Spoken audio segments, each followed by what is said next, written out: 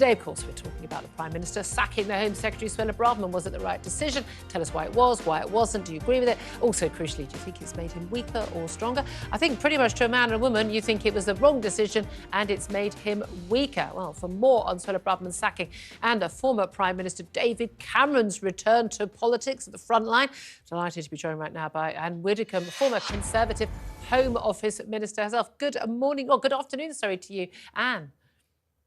Good afternoon. Good to be here. Just first of all, I suppose put the question to you we're putting to our audience today. Was it the right decision for the Prime Minister to sack his Home Secretary? It wasn't right to sack Suella. It wasn't right to bring back David Cameron. Particularly, it wasn't right to bring back David Cameron because everybody will now be wondering who the real Prime Minister is. I mean, we've seen his statement with himself at the very centre of it all. I think he's made a very grave mistake, Rishi Sunak. Sacking Suella, there were lots of reasons why he could have sacked Suella before last week.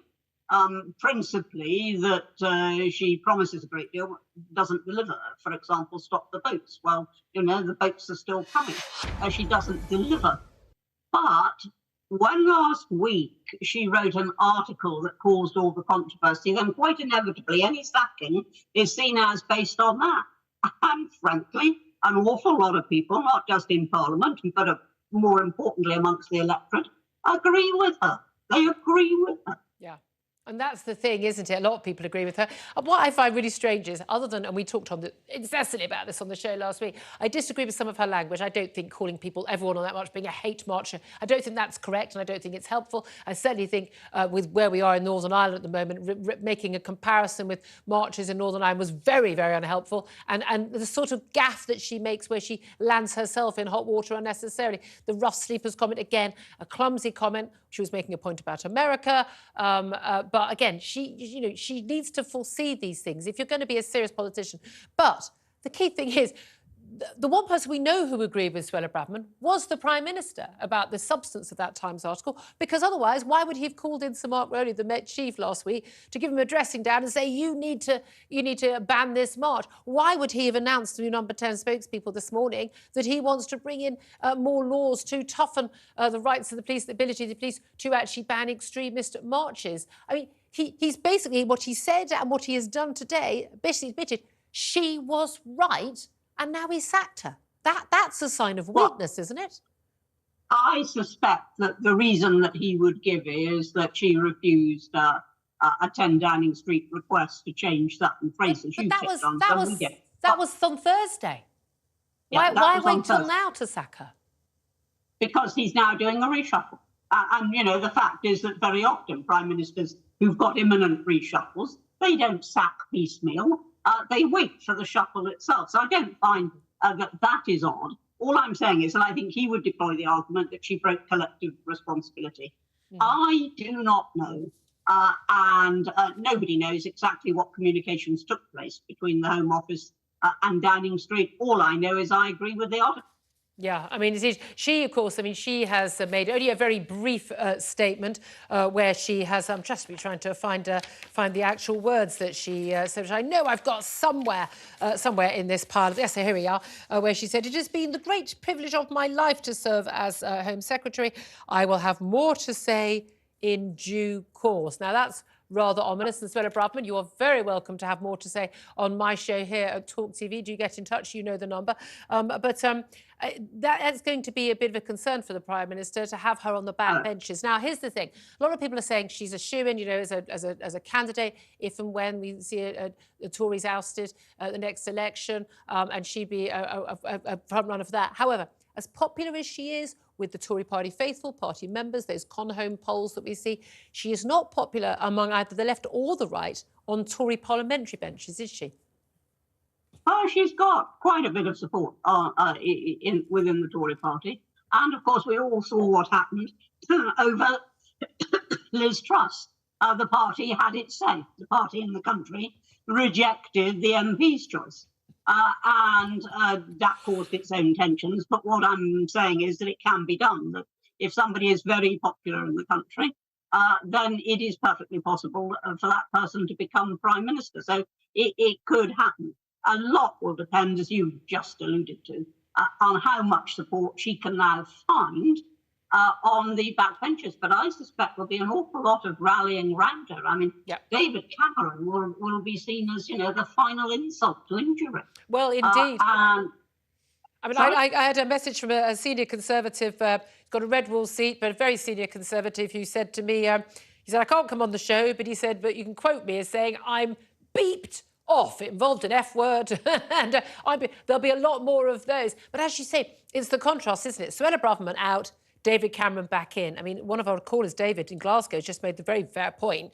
We're talking about David Cameron. He's not a member of Parliament anymore. He's not an MP. He's had to take a peerage, baronetcy, so he can actually sit in Parliament. But he's not going to be accountable to MPs. One of the great officers of state, not some junior minister who's sort of a private aide to the Prime Minister.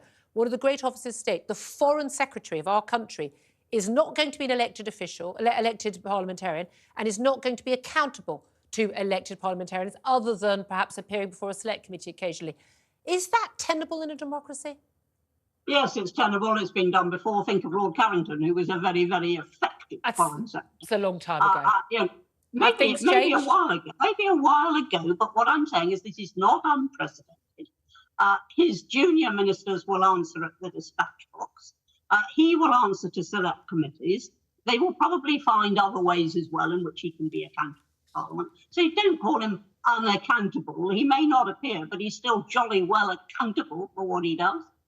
Yeah. And in terms of James Cleverly's move, he was perfectly happy at the Foreign Office, largely thought to have done a good job, although you and I both know that actually foreign policy is made by number 10. It's not made by the Foreign Secretary so much. But it seemed to, very popular figure, nice guy. I mean, genuinely very popular with it on Tory ranks and genuinely in Parliament. He's been doing a good job, many people perceive, but he's also been riding high in the personal popularity ratings for Tory party members. It's not unhelpful for Rishi Sunak to basically put someone in a job where it's easy to be looking very popular and grandstand on the world stage, put him in a job as Home Secretary where you basically get blamed for pretty much every single thing that goes wrong. That's quite useful for Rishi Sunak with a rival, isn't it? Well, had I been Rishi, I would have left Cleverly where he was, because I think he was doing a good job. You are right, policy's made in number 10, but the presentation of that policy is the be-all and the end-all, quite honestly, particularly when you've got something as sensitive as the Middle East. So I would have left him where he was. You're suggesting there were political motives behind the move. I doubt it. I think that he was determined to get rid of Suella. He had to ask who to put in there. Cleverly was a very, very competent performer. But the big test will be the same for him as it was for Suella, which he failed. And very soon as well. With Rwanda asylum decision, that case is at the Supreme Court. We're going to get the decision from those judges on Wednesday, whether or not they have upheld the government's appeal, whether or not we're going to see those Rwanda flights. Could be next February, could be, who are we kidding? Whether or not we're going to see calls from backbenchers if it's defeated for us to leave the European Court of Human Rights. Yeah, Julia, slow down. Leaving the Court of Human Rights. I actually agree we should leave ECHR. Who is now going to be in charge of that? David Cameron. Can you see him leaving? Can you see him leaving? It is a nonsense. Do you read this, as many people getting in touch with us from our audience here at TalkTV are saying, that this is an ousting of yet another Brexiteer, more of the old guard, the technocrats, the Remainers back in charge, and that this is not what we voted for? It's exactly what I think. And all I can say is this, and I've said it before this morning, I'm very glad that I found the courage to leave the Conservative Party when I did, because I'd certainly be leaving today. Very interesting. Ann Widdecombe, former Conservative Home Office Minister. Indeed, thank you so much indeed for joining us.